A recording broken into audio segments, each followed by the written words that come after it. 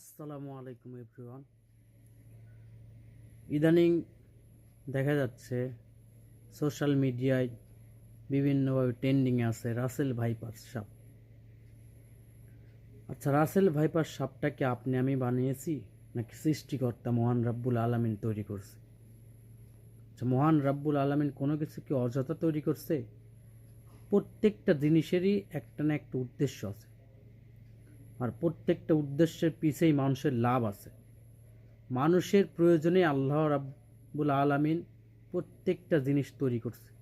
তাহলে এই সাপটাকে আমরা এখন বিদেশি সাপ বলে মারা শুরু করছি কেন? আসলে তো রাসেল ভাইপার সাপের এটা একটা বিদেশি নাম দিয়ে পত্রিকা নিউজ চ্যানেলগুলো একটা নতুন আতঙ্ক এবং ভয়ভীতি তৈরি করে দিছে। মূলত এটার নাম হলো চন্দ্রবোরা। চন্দ্রবোরা